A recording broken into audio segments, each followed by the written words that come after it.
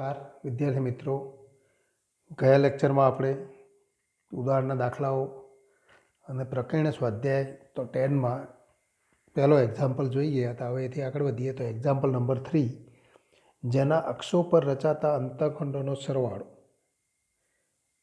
જેના અક્ષો પર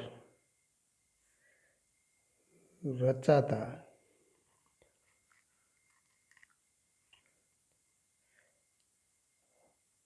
અંતઃખંડોનો સરવાળો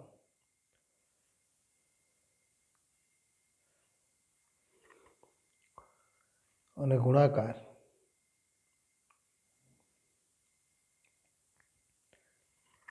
અનુક્રમે 1 અને -6 હોય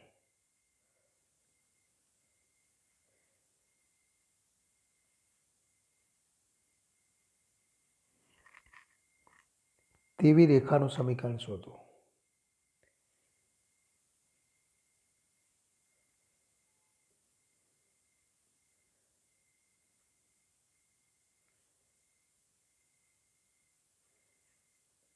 આન્સર: તો જેના અક્ષો પર રચાતા અંતઃખંડોનો સરવાળો અને ગુણાકાર તો આ હોય. તો ધારો કે માગેલ રેખાના યામાક્ષો અથવા અક્ષો પર રચાતા અંતઃખંડો અનુક્રમે એ અને બી માટે માગેલ રેખાનું સમીકરણ. તો માગેલ રેખાનું સમીકરણ આપણે લખી શકીએ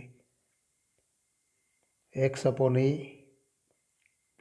y/b = 1 થાય. તો આ માગેલ રેખાનું સમીકરણ થાય. પરંતુ આપેલ માહિતીથી આપણે કહી શકીએ તો આ બંને અંતઃખંડોનો સરવાળો એટલે કે a + b અને = 1 અને બંનેનો ગુણાકાર a × b = -6 છે. તો આ બંને સમીકરણમાંથી a અને bની કિંમત આપણે મેળવીએ. તો એના માટે સમીકરણ ઉકેલતા તો b = 1 - a અને a × b = -6 અને ઇમ્પ્લાઇઝ તો a × 1 - a = -6 અને ઇમ્પ્લાઇઝ a - a² = -6 અને ઇમ્પ્લાઇઝ તો a² આ બાજુ બધા પદ લઈ જઈએ તો -a - 6 = 0. ફરી 6ના બે અવયવ 3 અને 2 તો -3 અને +2 તો a - 3 અને a + 2 અને = 0. બે અવયવ મળે ઇમ્પ્લાઇઝ a = 3 અથવા a = -2. તો એની કિંમત 3 અથવા એની કિંમત તો -2 થાય. પરંતુ b = 1 - a તો પરંતુ b = 1 - a ઇમ્પ્લાઇઝ તો b = 1 - 3 એટલે કે -2 અથવા તો જો a = -2 તો a = -2 તો b = 1 +2 એટલે કે 3 તો b = 3 અને a અને bનો ગુણાકાર ઋણ મળે છે. અને માટે આપણે કહી શકીએ માટે માગેલ રેખાનું સમીકરણ તો માગેલ રેખાનું સમીકરણ તો આ પ્રમાણે મળે x/3 + y/-2 અને =1 અથવા x/-2 + y/3 = 1. એટલે કે તો આ બંને સમીકરણને આપણે સરળ સ્વરૂપમાં લખીએ તો આવા સ્વરૂપે લખી શકાય -2x + 3y એટલે કે 3y - 2x = -6 એટલે કે +6 = 0 અથવા તો ફરી આના આપણે લખીએ તો 3x -2y ઇક્વલ ટુ -6 અને આ બાજુ લઈએ તો +6 ઇક્વલ ટુ તો 0 મળે. તો માગેલ રેખાનું સમીકરણ આ અથવા આ થાય એમ આપણે કહી શકીએ. તો એથી આગળ વધીએ તો એક્ઝામ્પલ નંબર 5. બિંદુઓ cos θ sin θ અને cos φ sin φ માંથી પસાર થતી રેખા પર ઉગમ બિંદુમાંથી દોરેલા લંબનું લંબ અંતર શોધો. તો અહીં તો માગેલી રેખા આપણે તો સૌપ્રથમ માગેલી રેખા મેળવીશું. તો માટે તો બે બિંદુ સ્વરૂપ રેખાના સમીકરણથી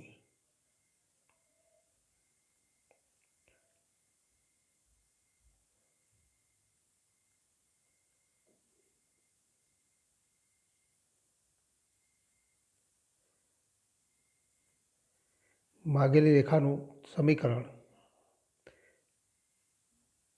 આપેલ રેખાનું સમીકરણ આ પ્રમાણે આપણે લખી શકીએ. x માઇનસ અને x1 y1 અને x2 y2 કહીએ તો આપણે લખી શકીએ કે y માઇનસ સાઇન થીટા અને ઇક્વલ ટુ તો y2 માઇનસ y1 એટલે કે sine phi minus sine theta upon x2 minus x1 એટલે કે cos phi minus cos theta into x minus cos theta. તો આવું સમીકરણ મળે. અને હવે એને સાદું રૂપ આપી અને આપણે દર્શાવીશું. એટલે કે cos phi minus cos theta એટલા વડે ગુણતા. તો cos phi minus cos theta into Y. તો માટે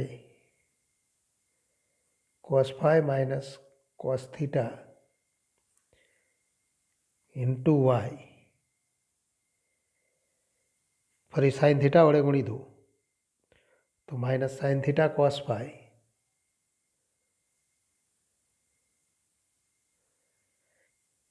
minus minus plus sine theta cos theta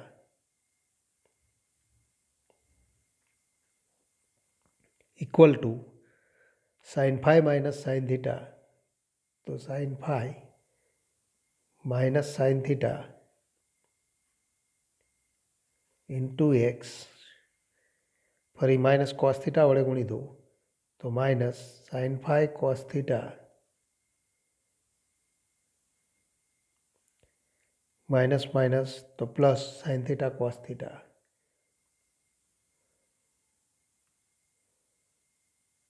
તો આવું સ્વરૂપ મળે. બંને બાજુ સાઇન થીટા કોસ થીટા તો કેન્સલ. અને માટે તો sine phi minus sine theta into x minus આ પદને આપણે આ બાજુ લઈએ તો cos phi minus cos theta into Y અચળ પદ મળે. તો આ પદ બધા પદ આપણે આ બાજુ લઈએ છીએ minus sine phi cos theta plus sine theta cos phi એટલે કે તો plus sine theta cos phi minus sine phi cos theta equal to 0. અને માટે તો sine phi minus sine theta into x minus cos phi minus cos theta into Y.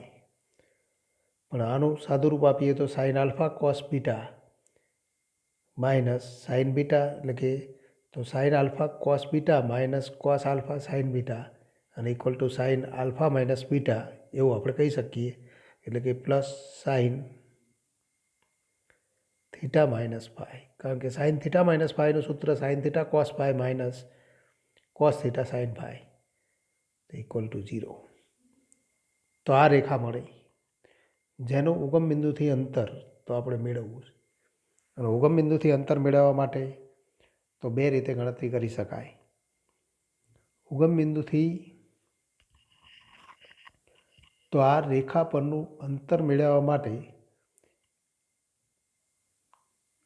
આપેલ રેખાને તો પી omega સ્વરૂપ એટલે કે આપણે જોઈ ગયા હતા અભિલંબ સ્વરૂપની રેખાના સમીકરણમાં દર્શાવી દો, અથવા એના ઉપરથી આપણે લંબ અંતર માટેનું તો સૂત્ર જોઈ ગયા હતા. તો માટે ઉગમ બિંદુથી તો જેનું ઉગમ બિંદુથી લંબ અંતર ડી ઇક્વલ ટુ, તો ડી માટેનું સૂત્ર આપણે જોઈએ માનાંકમાં તો માનાંક C upon square root A square plus B square. પણ માનાંક સી એટલે કે તો માનાંક સાઇન થીટા માઇનસ ફાઈ એનો માનાંક અપોન સ્ક્વેર રૂટ, તો સ્ક્વેર રૂટ આપણે લખી શકીએ સાઇન ફાઈ માઇનસ તો sine phi minus sine theta આનો વર્ગ plus cos phi minus cos theta તો એનો વર્ગ અને ઇક્વલ ટુ તો સાઇન થીટા માઇનસ ફાઈ નો માનાંક અપોન અહીંયા વર્ગમૂળમાં તો વર્ગમૂળમાં આપણે પદ લખીએ તો સીધું વિસ્તરણ કરીએ sine square phi plus cos square phi તો ઇક્વલ ટુ 1.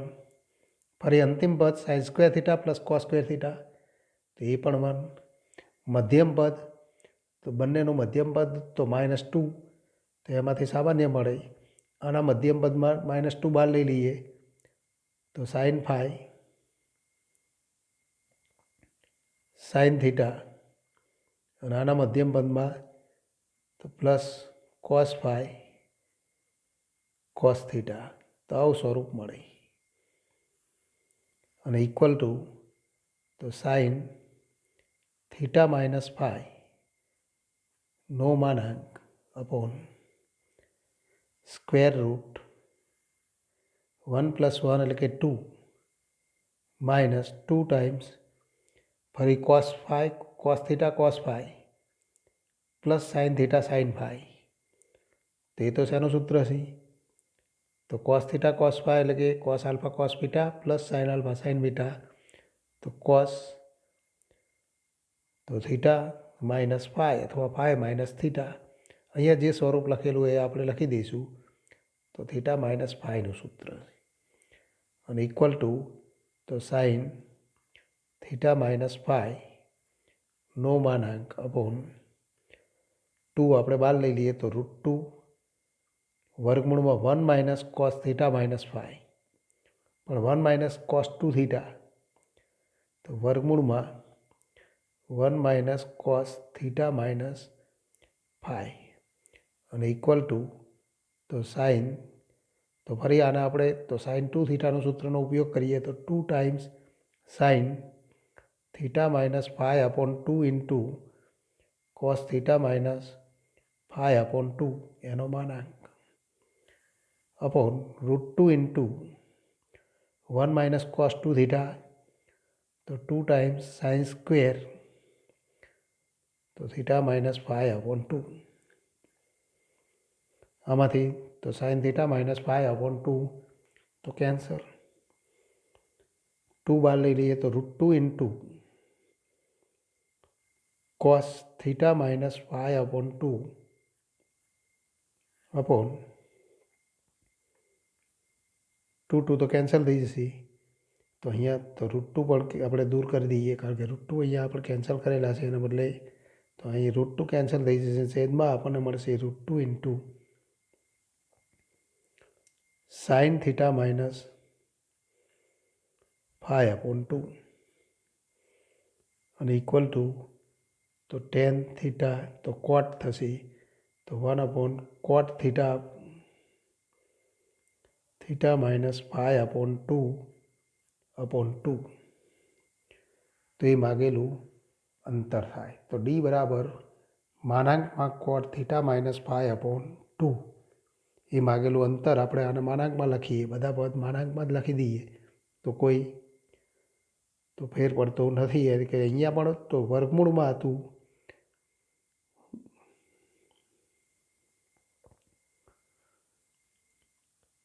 તો અહીંયા આપણે વર્ગમૂળ લખવાનું રહી ગયું છે તો લખી દઈએ સ્ક્વેર રૂટ, તો અહીંયા આપણને તો √2 ઇન્ટુ તો ટુ મળશે. 2 હતા અંશમાં, છેદમાં પણ 2 મળે, તો √2 ઇન્ટુ √2 એટલે કે 2 sin θ માઇનસ 5/2.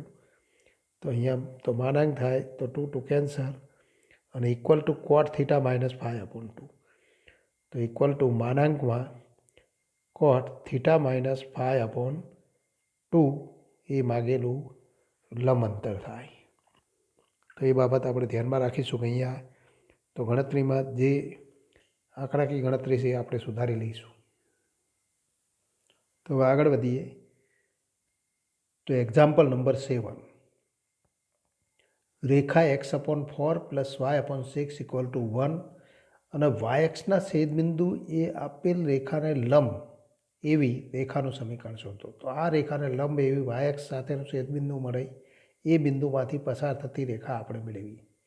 તો અહીં તો આપેલી રેખા તો આ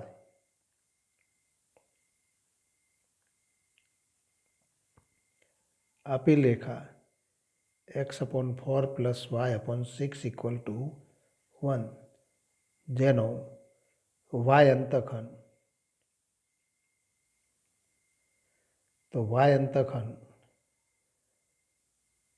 તો 6 છે.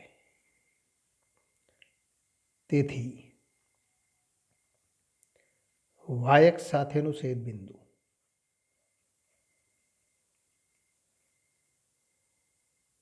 તો B06 મળે. તો yx સાથેનું છેદબિંદુ તો આપણે સીધું મેળવી શકીએ. હવે આપણે જોઈએ કે yx સાથેનું છેદબિંદુ મળી ગયું તો એ બિંદુમાંથી પસાર થતી આપેલી રેખાને લંબ એવી રેખા તથા તો આપેલ રેખા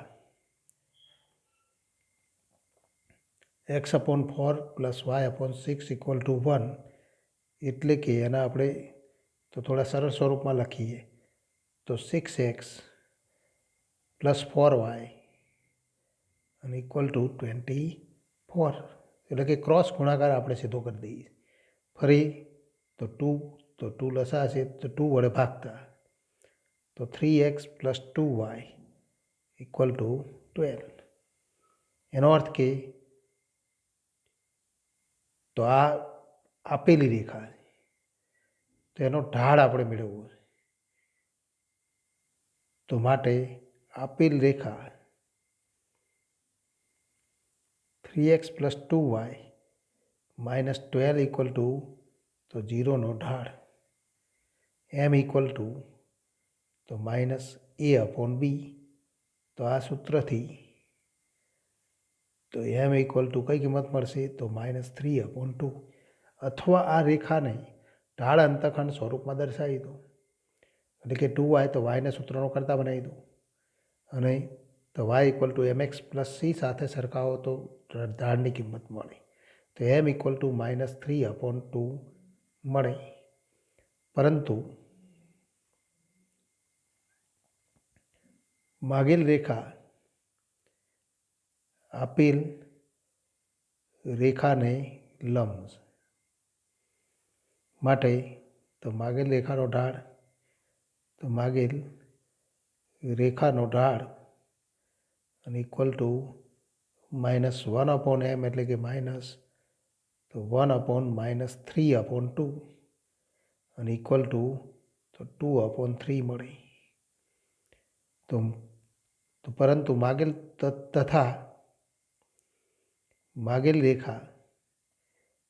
રેખાનો ઢાળ મળી ગયો. તો માગેલ રેખા કયા બિંદુમાંથી પસાર થાય તો માગેલ રેખા બિંદુ B06માંથી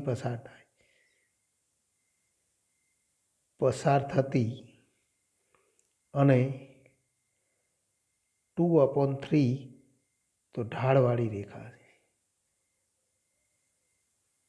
માટે માગેલ રેખાનું સમીકરણ તો માગેલ રેખાનું સમીકરણ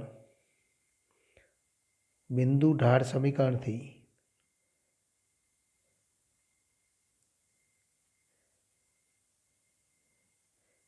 y માઇનસ તો 6 અને equal two 2/3 into x minus 0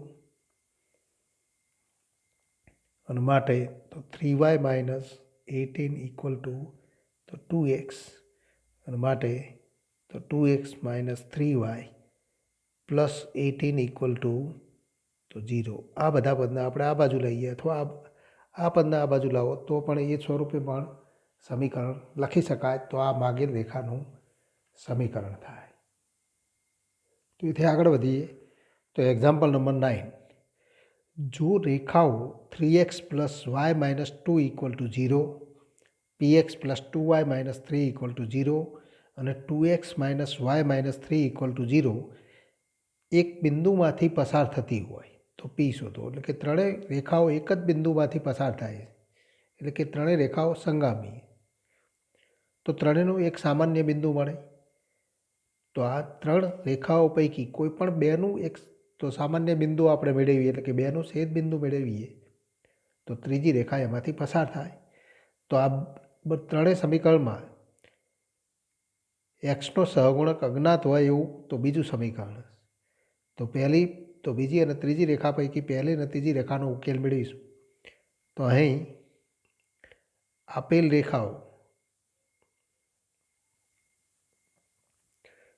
રેખાઓ આપણને ત્રણ રેખાઓ આપેલી છે. 3x plus y minus 2 equal to તો 0 એને આપણે નંબર 1 કહીશું. બીજી રેખા px પ્લસ 2y તો px plus 2y minus 3 equal to 0 એને રેખા નંબર 2 કહીએ. અને ત્રીજી રેખા 2x minus y minus 3 equal to 0 તો સંગામી એટલે કે એક જ બિંદુમાંથી પસાર થાય એના માટે ટૂંકો શબ્દ સંગામી. તો આ ત્રણેય રેખાઓ સંગામી છે માટે તો રેખા 1 અને 3નું છેદ બિંદુ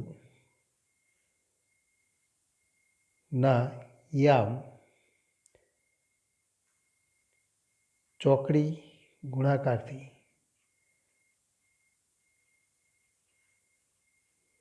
રીતથી મેળવતા તો છેદબિંદુના યામ ચોકડી ગુણાકારથી મેળવતા